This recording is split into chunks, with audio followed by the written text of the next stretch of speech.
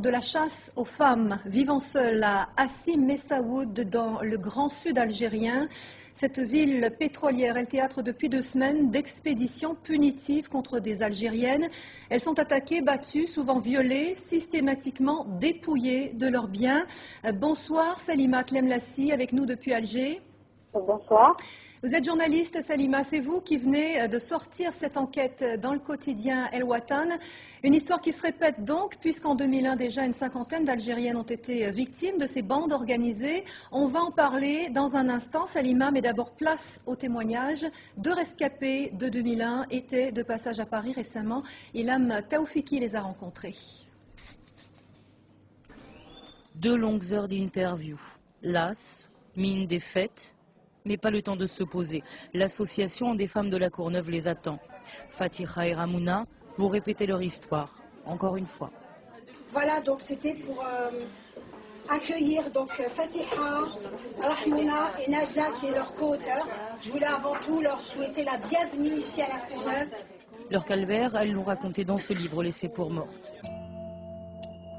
Mais tout d'abord, il faut poser le décor. Hassi Messaoud, ville du Sahara algérien. 60 degrés en été, l'enfer. Il n'y avait pas de climatisation. J'ai passé ma vie sous le robinet. Dès que je m'en éloignais, j'avais l'impression que j'allais mourir. Mais il y a de l'argent à faire. La ville pétrolière et ses multinationales attirent les plus démunis d'Algérie. Des femmes seules, surtout, répudiées ou divorcées. Ici, pour elles, il y a du travail, ménage ou cuisine.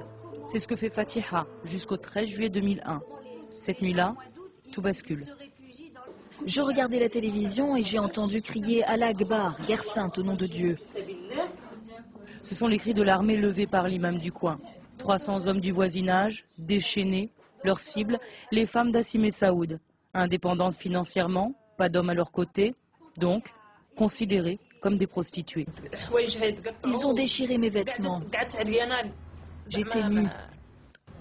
Imagine qu'ils ont fait fondre une bouteille d'eau minérale sur mon dos, hurlé, personne ne m'aidait. Il y en a un qui te gifle, l'autre qui te mord, l'autre encore qui veut t'arracher le sein.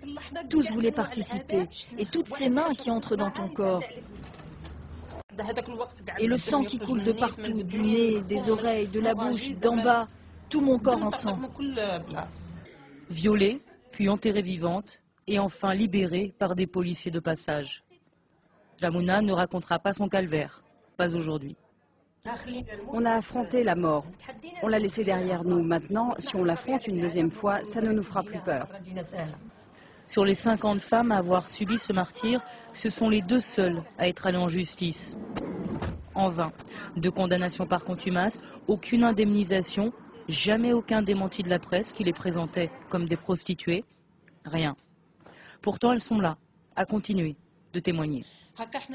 Nous, on veut montrer aux femmes qu'elles ne doivent pas se soumettre. Non, elles doivent continuer à se battre. Il faut que les femmes s'entraident.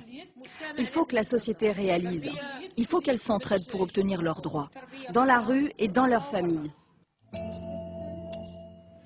Salima Tlemlassi, ça recommence donc aujourd'hui dans la même ville d'Hassi Messaoud. Pourquoi? D'abord,